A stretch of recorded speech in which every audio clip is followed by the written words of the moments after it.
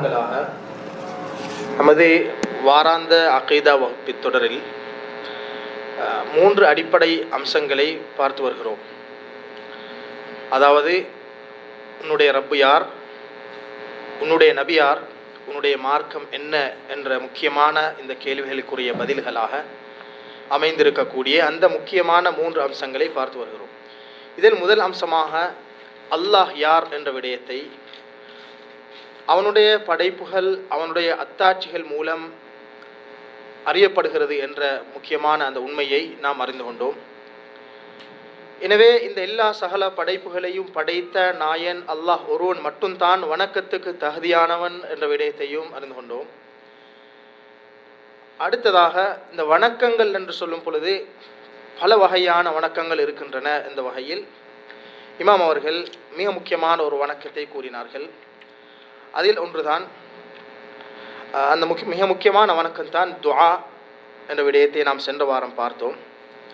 அந்த துஆவை பொறுத்தவரையில் 2 வகைகளாக அவை பிரிகின்றன.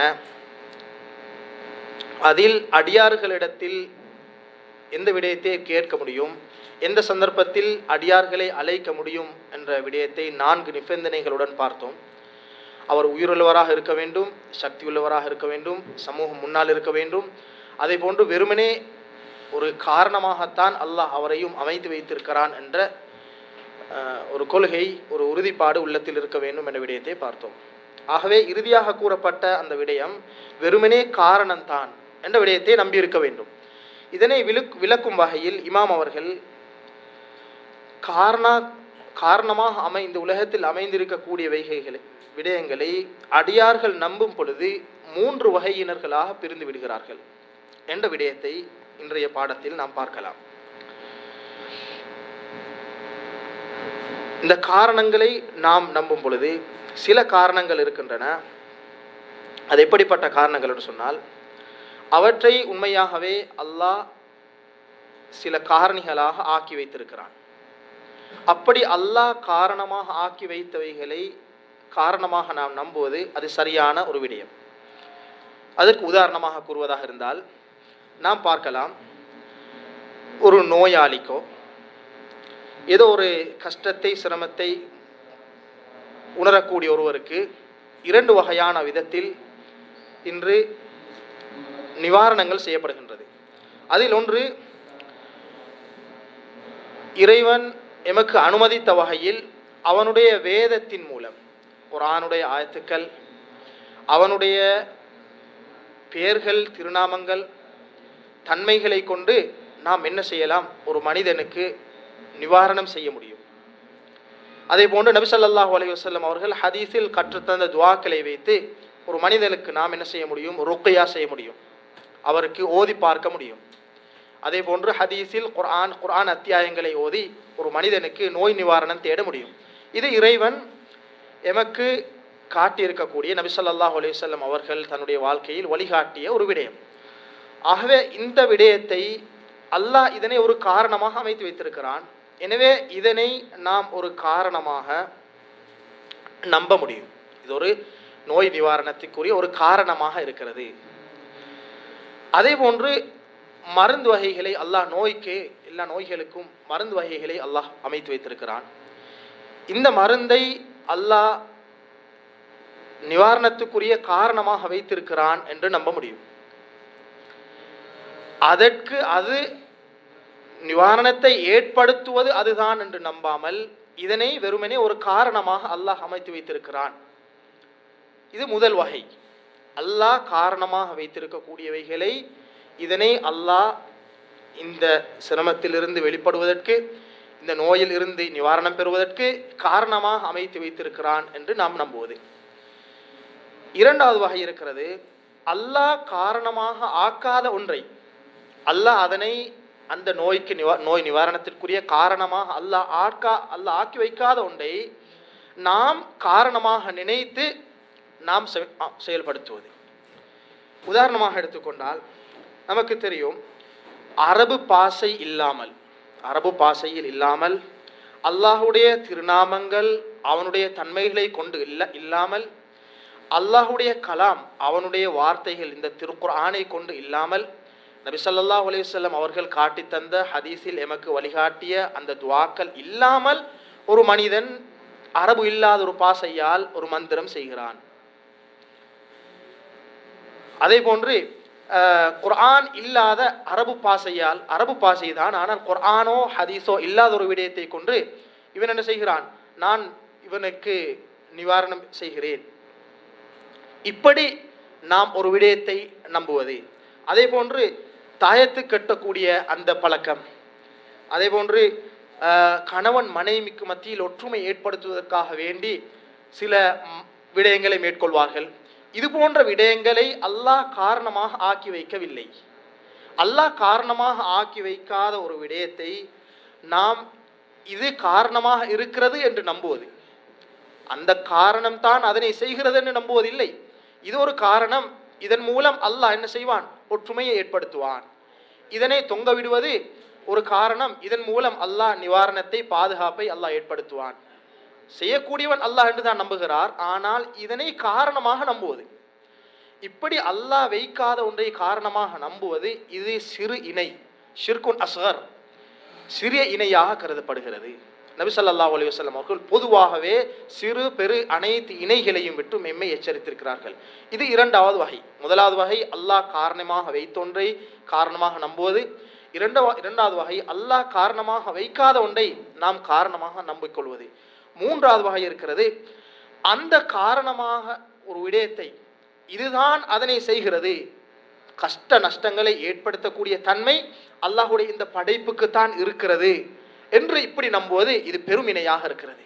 ஒரு அல்லாஹ்வுடைய ஒரு படைப்பை வைத்து இவருக்கு இந்த நோயை நிவாரணம் செய்வதற்கோ அல்லது இந்த கஷ்டத்தில் இருந்து எம்மை விடுவிப்பதற்கோ சக்தி இருக்கிறது என்று இப்படி நம்புவது, இது பெரும் ஷிர்கு, ஷிர்குன் அக்பராக இருந்து கொண்டிருக்கிறது. ஆகவே இப்படி மனிதர்கள் படைப்புகளை அல்லாஹ் இந்த உலகில் ஒன்றுக்கு இன்னொன்றை காரணமாக வைத்திருக்கக்கூடிய விடயத்தை நம்புவதில் மூன்று வகையினர்களாக பிரிந்து விடுகிறார்கள்.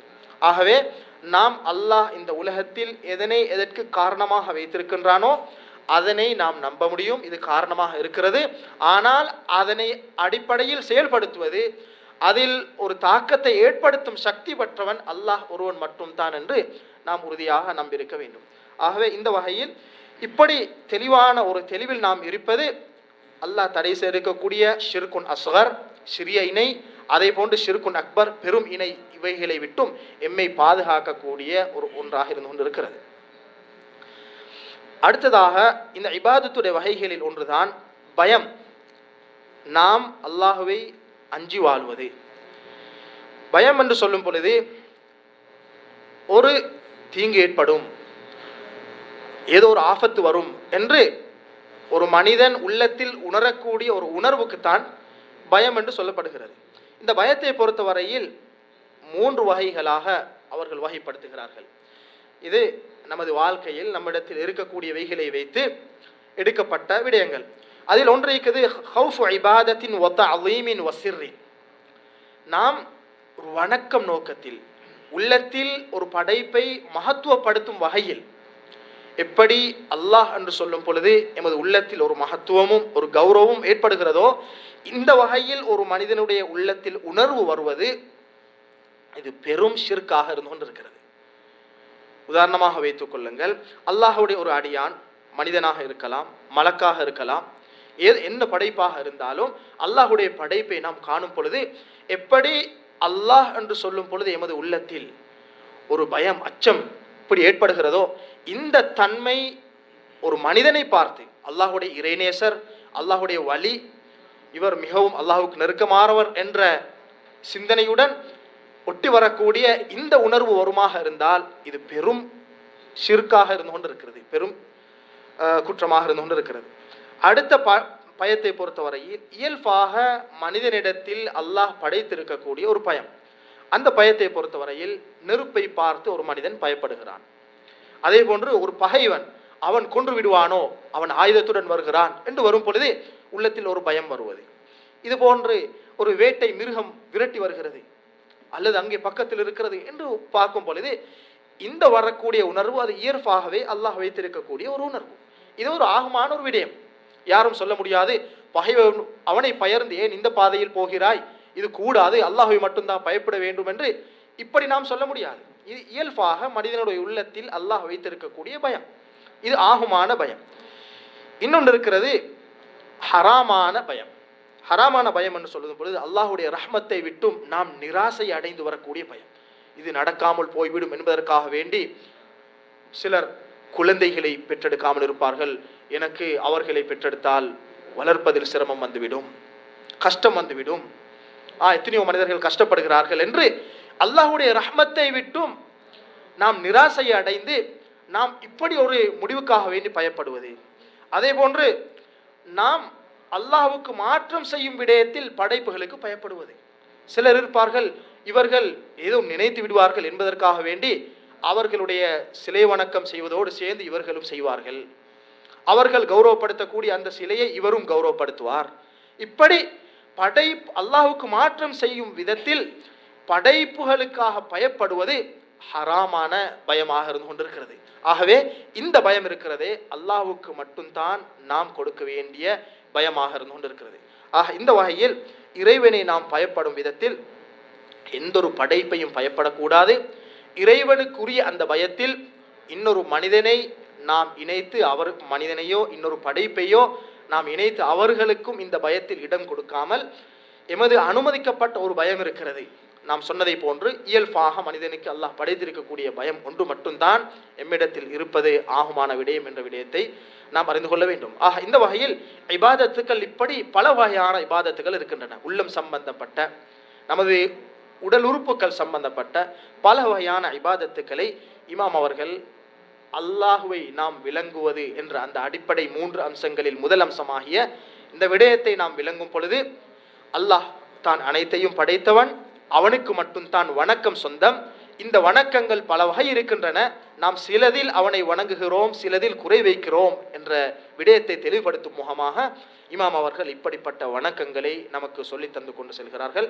இன்ஷா அல்லாஹ் எதிர்வரக்கூடிய வாரங்களில் ஏனைய இமாம்